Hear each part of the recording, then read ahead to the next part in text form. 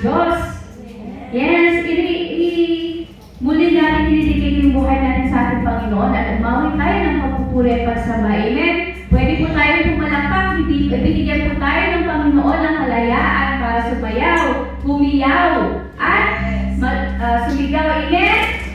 Kaya naman, gamitin po natin lahat ng kalayaan na meron tayo upang magpuri sa Panginoon. Amen? Palapakan po natin ang ating Panginoon.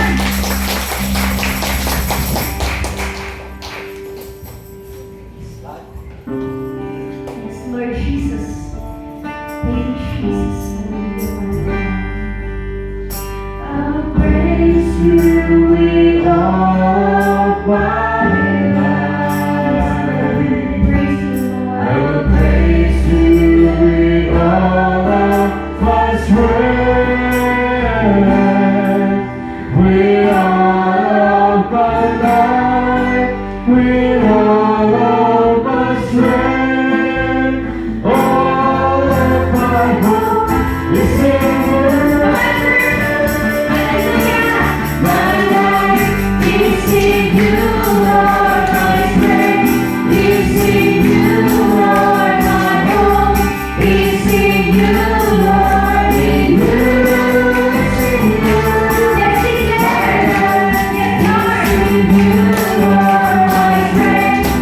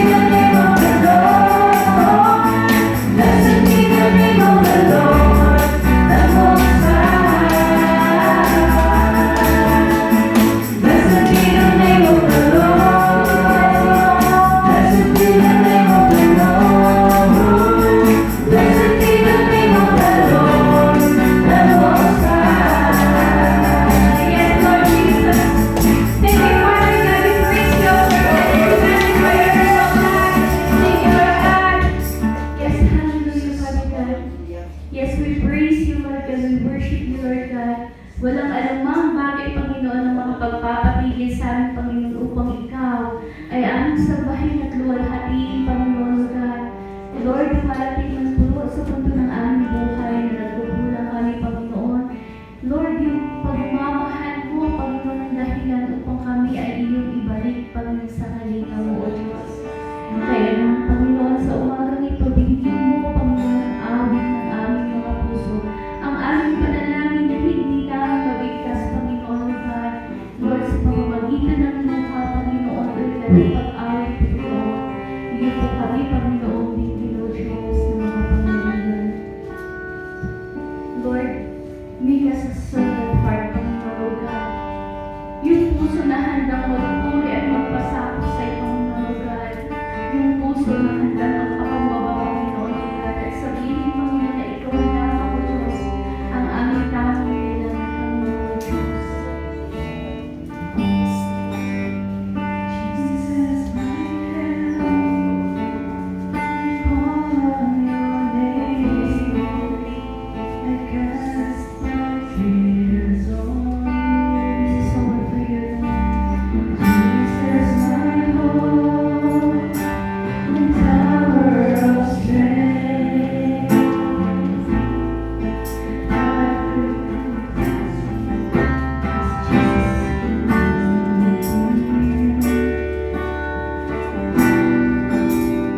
Jesus, you're the only one that we need, Father God. Come, Holy Spirit, Lord God. Let your presence, Father God, fill this place, O Lord Jesus. Hallelujah, Lord. Hallelujah, praise you, God.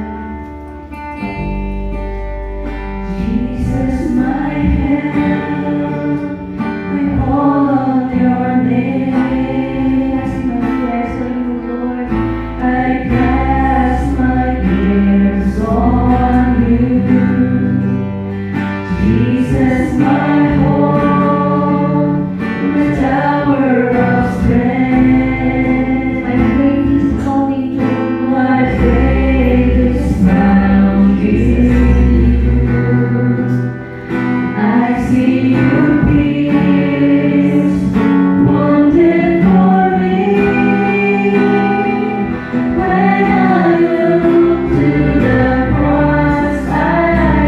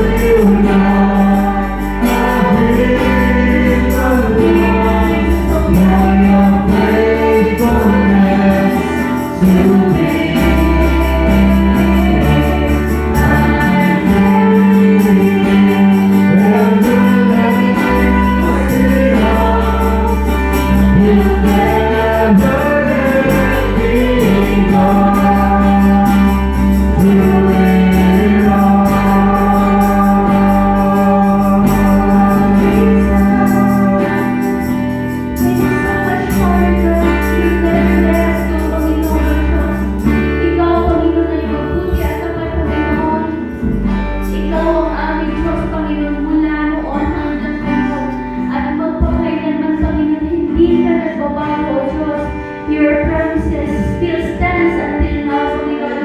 And forever, Father God, we thank you so much, Lord God, sa pagyamang mo sa aming Panginoon. Kahit na kami, Panginoon, oh Lord God, ay ubod ng dumi, hindi mo kami pinabayaan, Panginoon. Inibig mo kami, Panginoon, Lord God, at kami pinalaya, Panginoon. Kami minahal, Panginoon, Lord God, at iniligtas, Panginoon. Kaya naman po, Panginoon, ang puso namin umaawit ng papuri para sa iyo, Panginoon, Lord God. Nagpapasalamat kami, Panginoon, sa umaga nito, Panginoon. Diyos na mga pangyarihan, ang Diyos na mga hari ng mga hari. Sa iyo po ang papuri at pasasalamat, O Lord. In Jesus' name, Amen. Hallelujah. Ayan, yung mga, wow, dumami po tayo. Yan ngayong umaga, nakita niyo ba yung mga korte ng ating mga pastors na pumupunta sa atin? Nakakatuwa no kasi one pastor is focused on career, on working, sa corporate world. Other pastors naman sa family, sa discipling. Nakakatuwa na we have all varieties. Meron tayong, natitikman natin lahat ng mga kailangan natin matutunan. And this morning to teach us about how to grow in our career, let us welcome again Pastor Julius Lonogan. Magandang umaga sa ating lahat. Praise the Lord. Can we encourage one another by saying to yung sa katabi mo, kaya natin to. Sabihin mo rin sa kanya, kaya natin to. Amen. Sabi ng inawit natin kanina, greater is He that is in us than he that is in the world. And we all see that verse, greater is He that is in us than he that is in the world. Sige, sabihin natin, declare natin yung verse na yan. Greater is He that is in us than he that is in the world. At meron pa yung I can do all things through Christ who strengthens us.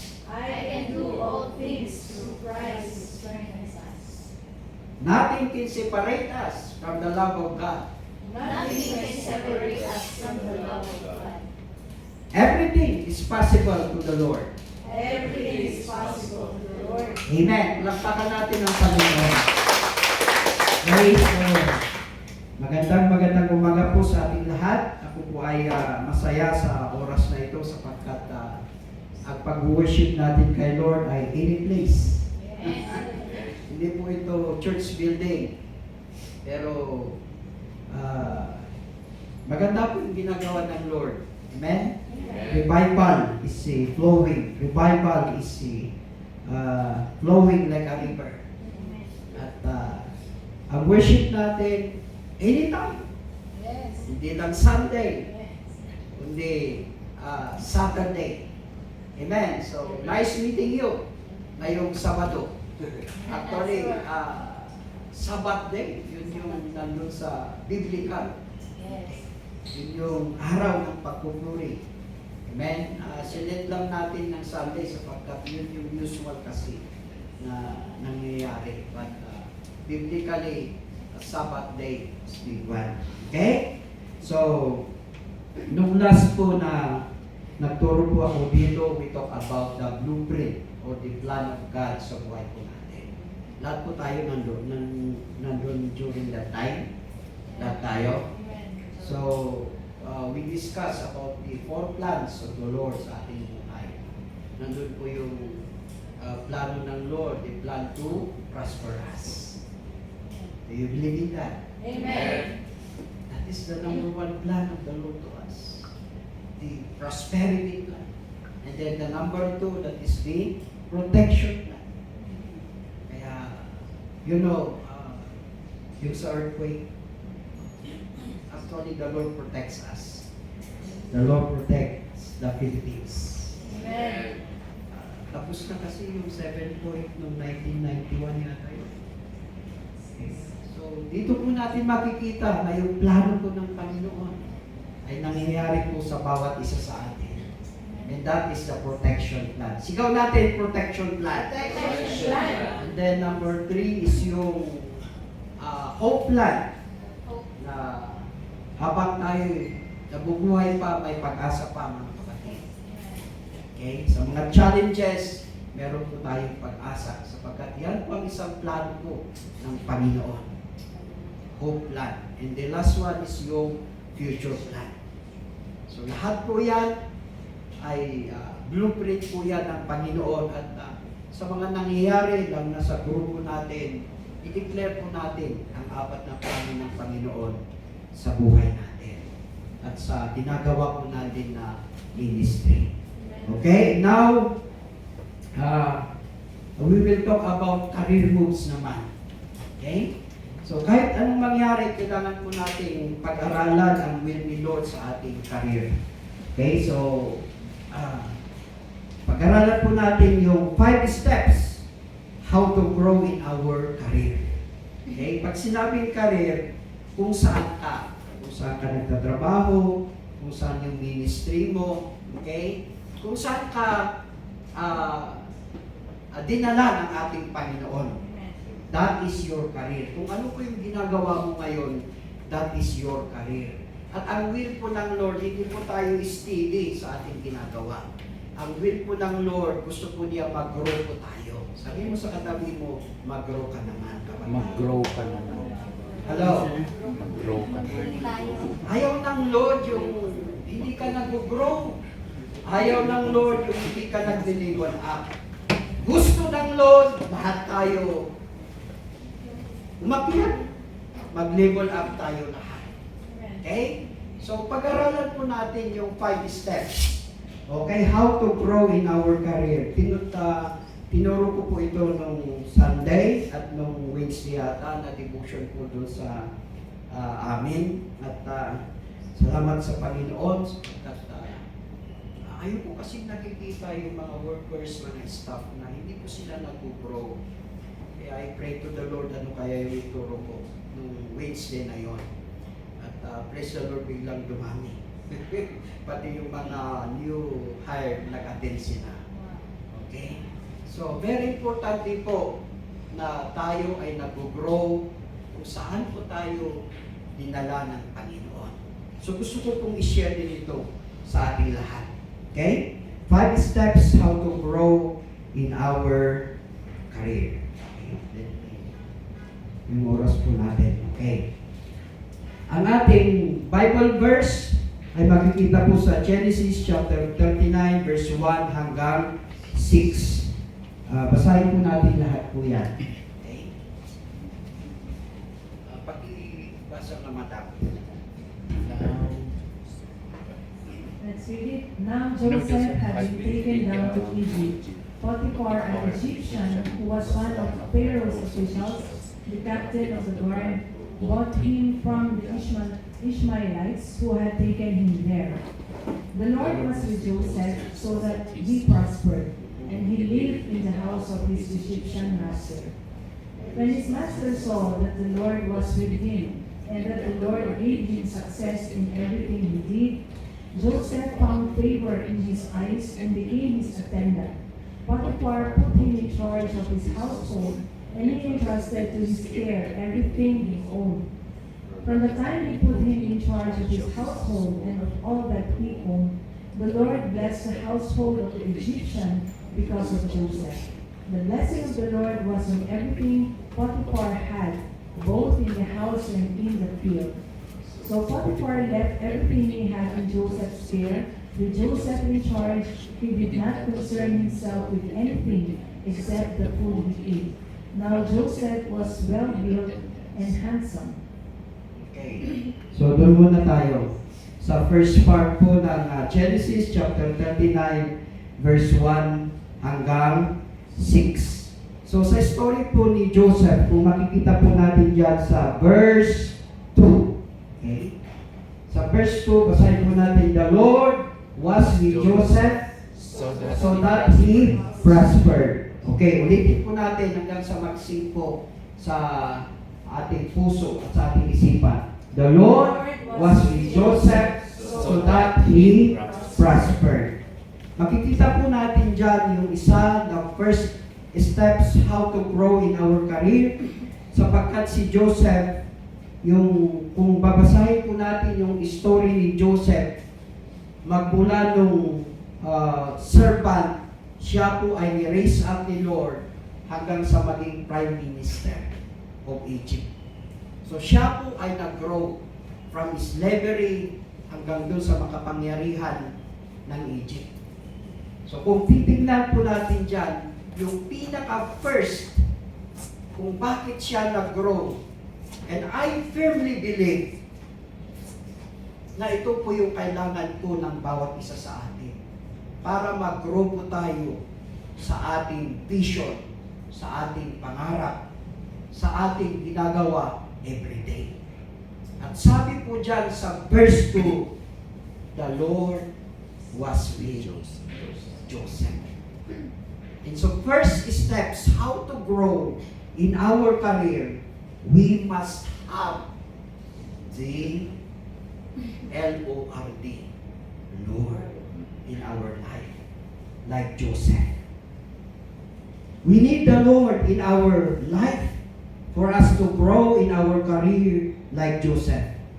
He is the source of what we need for us to grow like the following elements. Sa kanya po kasi nanggagaling yung vision, yung strength, at yung ability.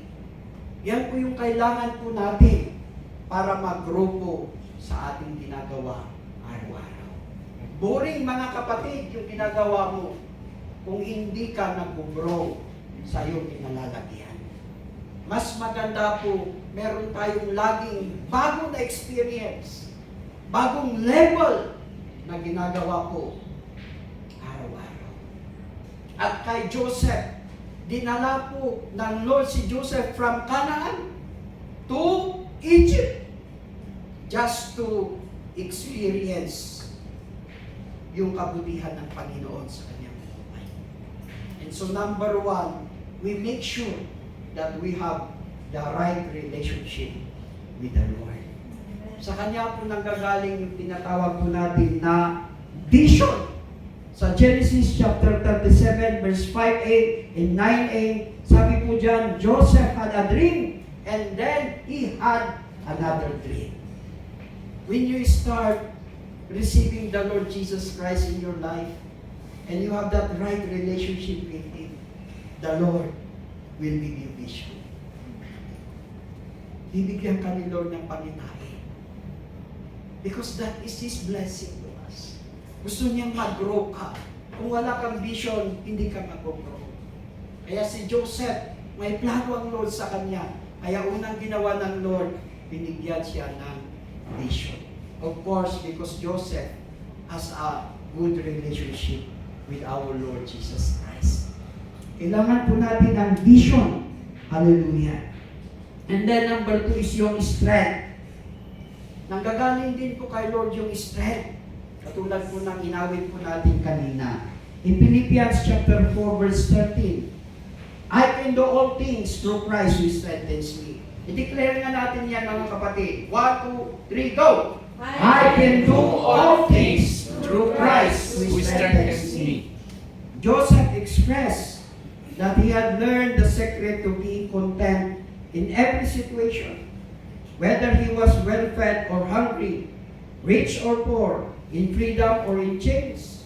It is about having inward peace and the endurance to face the hardships through Jesus' power rather than our own. Kung titignan po natin yung history ni Joseph, siya po ay binenta ng kanyang mga kapatid. At kung titignan po natin, paano ka makakapagtrabaho kung ganun yung naranasan mo? Eh tayo nga, kung may problema dun sa bahay, nag-away kayong mag-asawa, or inaway ka ng anak mo, pupunta ka ng trabaho mo, parang hindi, yung mindset mo. Hindi ka makapagtrabaho ng 100%. Yes. Compared doon sa testing ni Joseph, napakasakit po na ikaw ay ibenta ng kapatid mo. Tapos pinagtulungan ka pa. Gusto ka pa nilang patayin. At kay Joseph, I know that deep in his heart ay masakit.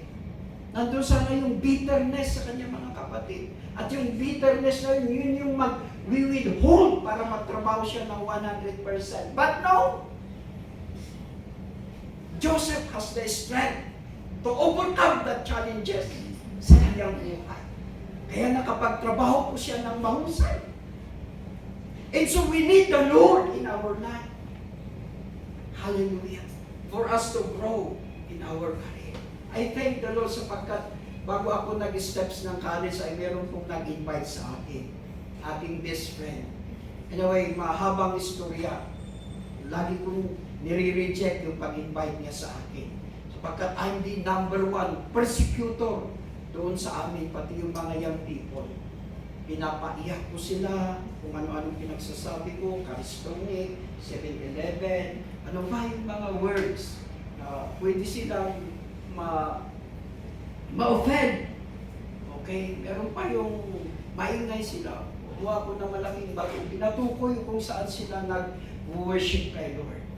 Salamat sa Panginoon pagkat before I step in my career, merong isang tao na nag-invite sa akin, nag-introduce sa akin about the Lord Jesus Christ. At doon nag-start yung aking career, mga kapatid.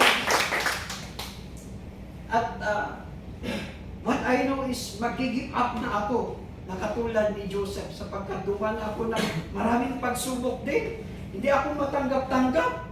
Kahit sa Jollibee, hindi ako matanggap. Overqualified daw ako. Pati sa McDo, kung saan ako nag-apply. Para lang sana makapag-trabaho.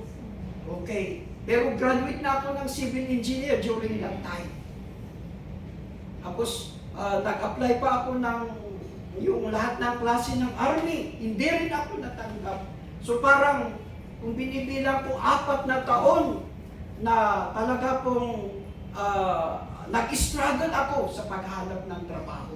At salamat sa Panginoon because He has given me the strength. I can do all things through Christ who strengthens me. Amen. Hallelujah. Sa lahat ng pagsubok na dumating sa buhay ko na katulad ni Joseph, the Lord give me the strength para mapagtagumpayan lahat ng mga yan. Kaya kailangan po natin ang Lord. Kapatid, kung meron pang walang relasyon sa Panginoon dito, this is the time that you receive Jesus Christ as your Lord and personal Savior. Because Jesus Christ, siya po ang source ng vision. Siya po yung source ng strength. And then siya po yung source ng ability. Ability. Deuteronomy chapter 8 verse 18. Sabi po dyan, but remember the Lord your God, because He is the one who gives you the ability to produce wealth. Katulad ng binasa po natin kanina, Joseph has the ability. Kaya nakita po yung kanyang boss, kung gaano siya ka-ability, kaya na-promote po siya. Hallelujah. And so, your relationship with God is very crucial when it comes to career growth. Palakpakan po natin ang Panginoon. Number 2, we must have work.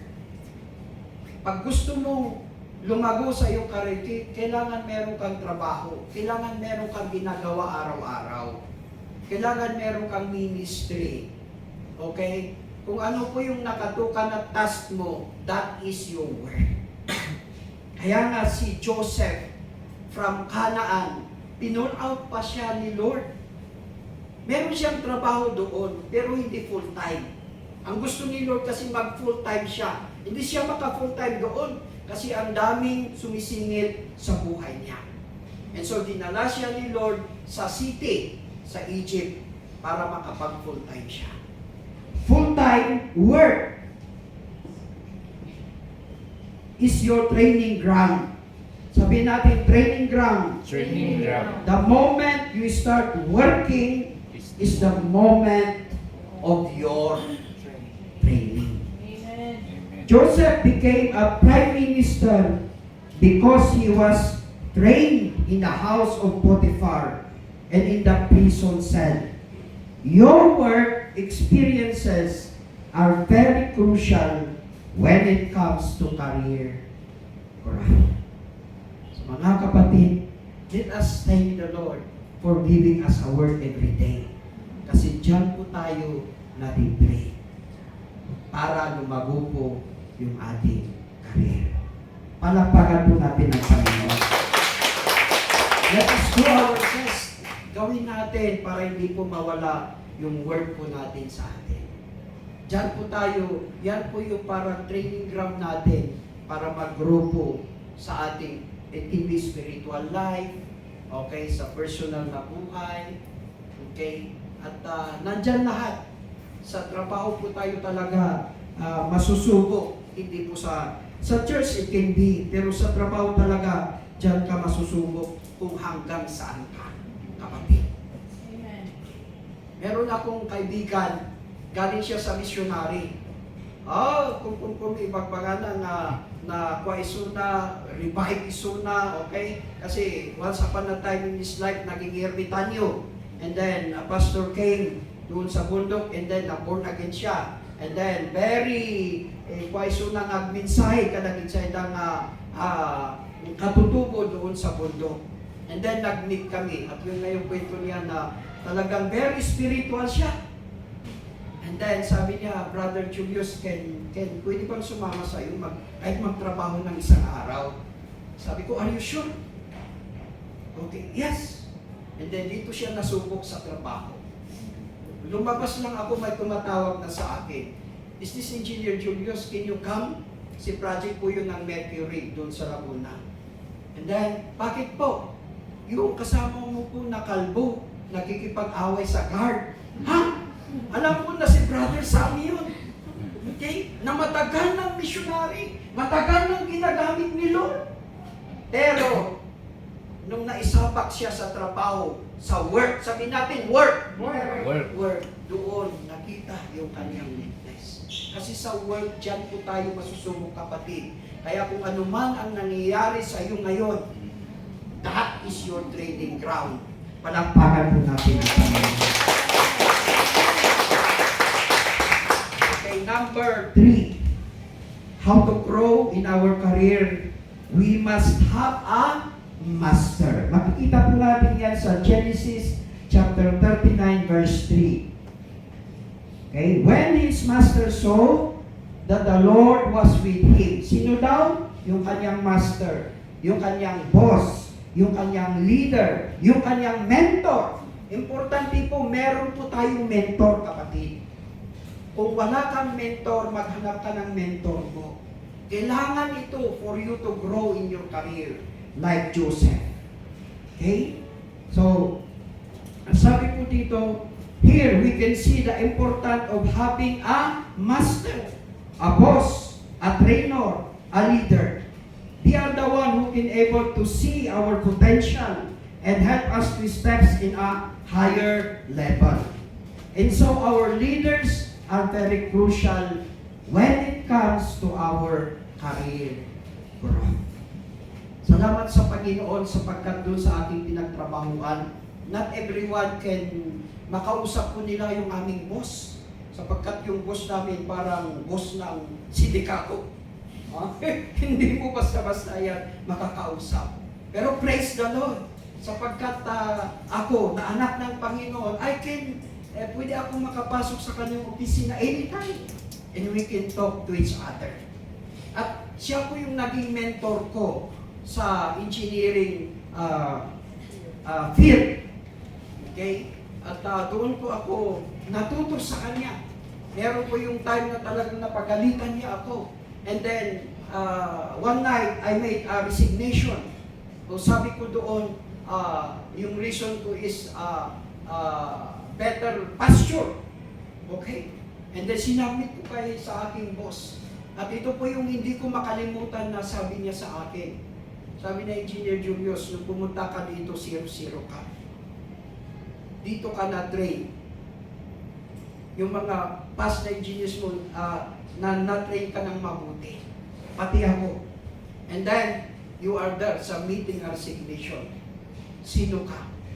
Saan ka ba pupunta? Sa abroad, sir. Hindi ka yayaman sa abroad. Dito ka lang sa Pilipinas. Sasabihin ko sa'yo, dito ka yayaman sa Pilipinas. And then after our meeting, nag-isip-isip ako. Sabi ko, kukunin ko na yata yung resignation letter ko. Mukhang tama yung aking mentor. At ngayon, nagkatotoo yung mentor. Dito kami yayaman sa Pilipinas. At dito ka din yayaman sa Pilipinas. Amen. Hallelujah. Praise the Lord. Amen. Hello, naniniwala ba kayo? At sa panalay, noon kami rin ako, nagtatrabaho sa isang kumpanya. But, if you have the Lord, okay, if you have a word, if you have a mentor, sigurado yan, you will grow in your career. Palakpakan po natin ang Panginoon. Number 4, we must be trusted. Sa Genesis chapter 39 verse 4, sabi po dyan, basahin po natin, Joseph found favor in his eyes, and then, Became his attendant. okay, Joseph found favor in the eyes of his master, and he became his attendant. Potiphar put him in charge of his household, and he entrusted to his care everything he owned. Okay? And so makikita po natin dyan that character is more important than title or knowledge. In 1 Samuel chapter 16 verse 7, sabi po dyan, but the Lord said to Samuel, do not consider his appearance or his height, for I have rejected him. The Lord does not look at the things man's look. Man's look at the outward appearance, but the Lord looks at the heart. So character, we must have that good character. Kaya nga sa amin, ang daming nag-a-apply. Galing sa UP, galing sa matataas na school, kung nag-hire rin kami. Pero, ito po yung aming evaluation, itong na to na hindi kami tumitingin doon sa kung saan siya nag-aral, kung magaling sila. Sa interview pa lang, alam mo nang magaling. Pero sa amin, tinitingnan ko yung character. Sa interview pa lang, alam mo na kung humble ba siya, kung pwede pa siya maturuan. Kaya nga lagi akong nagtatanong sa kanila, bakit gusto mong magtrabaho sa amin? Bakit naghanap ka ng trabaho? Yung iba to gain experience. Yung iba para may-apply yung kanilang natutunan. And that is correct. Pero yung lagi kong kinukuha, bigyan ko lang kayo ng tip. Sakaling may mga mai-recommenda kayo sa amin. Lagi kong kinukuha is yung kung ang tanong ko ay bakit gusto mong magtrabaho. Sapagkat sir, gusto kong matulungan ang aking kapatid na makapag-aral. Amen. Sapagkat sir, gusto ko makakamit ang aking kapatid. Sapagkat sir, gusto kong umangat po ang aming pamilya. Hire ka na. Hallelujah. Nakikita po yung pwedeng magkaroon ng potential. So, yun yung kaimportante yan na merong mentor. Kaya makikita nila kung paano kanila palaguin. Hallelujah. So, very important sa ating career, yung ating character. Hallelujah. What qualified Joseph to be officer in charge? Okay, and David to be a king? Apparently, he did not make an overpowering first impression. But God valued hidden qualities far more. Throughout their life, Joseph and David would demonstrate that they loved and trusted God with all their heart. Good characters are very crucial when it comes to career growth. Aanihin mo kung ikaw yung pinaka-mataas na nasa rangko, kung yung ugali mo naman bagsak. your career growth will not grow. Importante po kay Lord, yung humble po tayo. Importante kay Lord, we are trusted na katulad ni Joseph. Sabi mo sa katabi mo, are you trusted? Yung mga worshiper dito sa Choksan, they are all trusted. Palakpakan po natin ang Panginoon. Bakit? Because you are here listening to the Word of God. And the last but not the least, how to grow in our career, we must have a fruit. Basahin po natin yung Genesis chapter 39 verse 5 hanggang 6. Okay? May magbasa? Oh, Madam Jenny ulit. From the time he put him in charge of his household and of all that he owned, the Lord blessed the household of the Egyptian Okay? because of Joseph. Amen. The blessing of the Lord was on everything Potiphar had, both in the house and in the field. Yes. So Amen. Potiphar left everything he had in Joseph's care. With Joseph in charge, he did not concern himself with anything except the food he ate. Now Joseph was well built and handsome. Okay, so makikita po natin dyan na si Joseph, nung naging in charge na siya, doon lumago yung negosyo ni Potiphar. Hindi lang yung kanyang negosyo, pati na rin doon sa kanilang bahay, lumago po yung household chores doon sa kanilang bahay. So mga kapatid, importante po yung magbunga po tayo sa ating career. So, fruitfulness, productivity, accomplishment are very crucial when it comes to career growth. Hallelujah. Fruitfulness, productivity, importante po yan sa ating career. Kaya mga kapatid, let us do our best na magbunga po yung ating ginagawa araw-araw. Amen. Amen. Ganun din tulog, itong natin, group natin, magbubunga ito. There will be a fruit. Kaya nga, may challenges tayo na katulad ni Joseph. Sapagkat doon sa challenges, laging may bunga. Hallelujah. Mga kapatid, I encourage everyone to bear fruit. Sapagkat dyan po, nagiging channel of blessing ang buhay natin when we are bearing fruit. Thank you very much. God bless you. Thank you so much, Pastor Julius. Wow! Remember this message. Remember this message. Kailangan natin ito and very applicable sa ating workplace. I just took note of some takeaways. When someone is inviting you, especially sa mga ganitong gawain, do not reject. Yes. Do not reject. Kasi tinan mo yung natututunan natin. Ito bang naririnig natin na ganito every Sunday? Napag-aaralan ba natin ito sa church, sa school? No. Kasi yung mga message na ini-impart sa atin, wisdom yun, hiningi kay Lord. And alam ni Lord, bago niya ibibigay, alam niya na kailangan ng mga pagsishare na tao. So, when someone is inviting you, do not reject, lalo na sa ganitong gawain, because if you reject that person inviting you, you are not rejecting that person, but it is God you are rejecting. Nakakalungkot. And dito sa work, dito tayo training. Tama naman. Sinong pumasok sa trabaho na may experience na? Lahat tayo, di ba, nag-umpisa sa trabaho na walang experience. I remember nung nag-share pa ako ng some words during orientation ng mga applicants. I always say, kasi before nasa SM Robinsons ako, nag-i-interview din ako ng mga applicant. And alam niyo, mas gusto kong kinukuha yung walang experience. Bakit?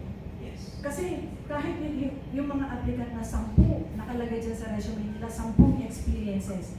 Pero ang mga duration ng mga trabaho nila, 2 months, 3 months, pinakamatagal 1 year. Yes. I will not give you. Kasi, anong impression ko sa'yo? Hindi ka matyaga sa trabaho pag ganun. You keep on jumping.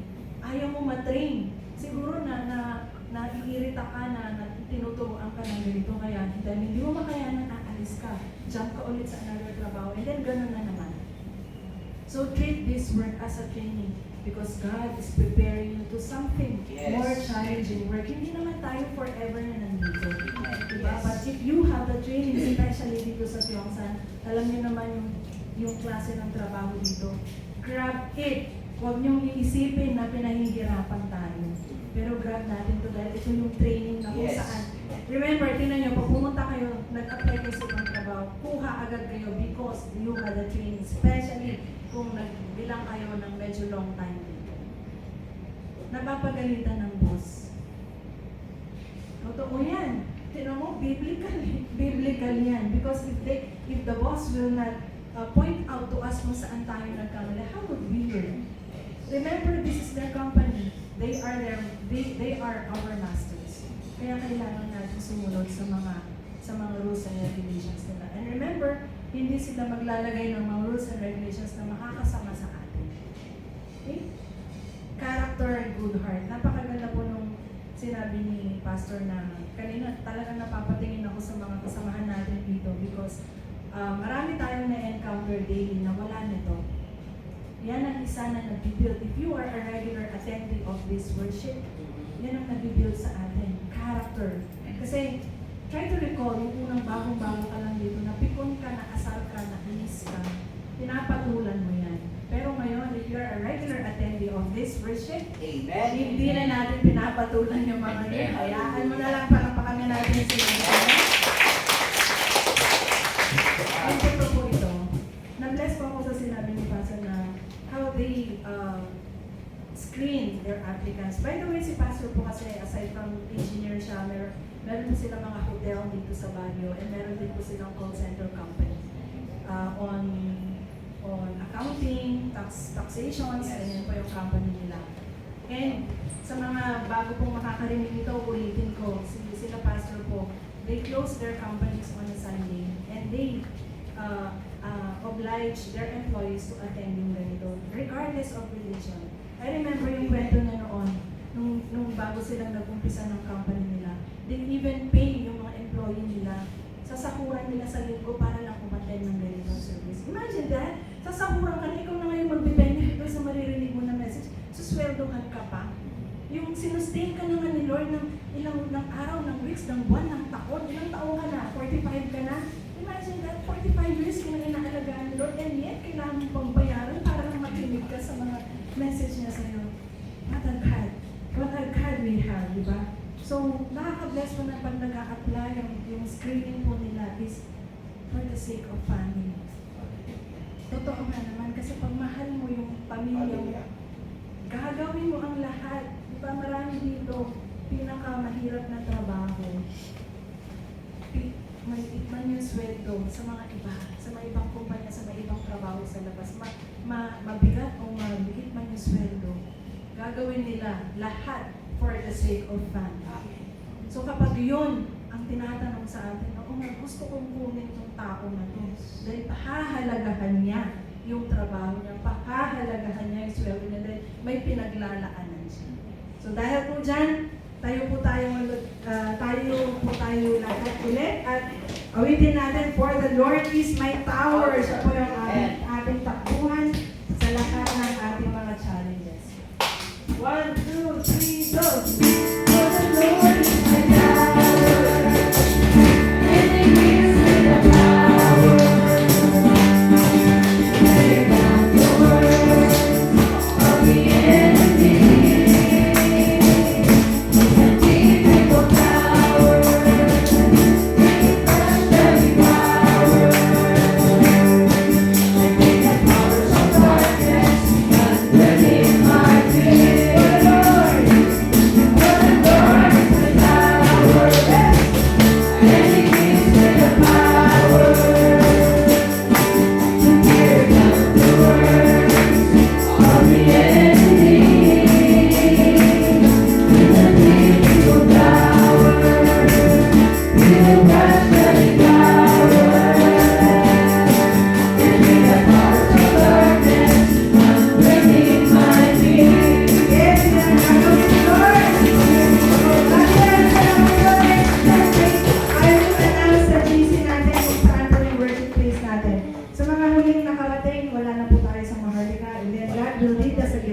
another religion.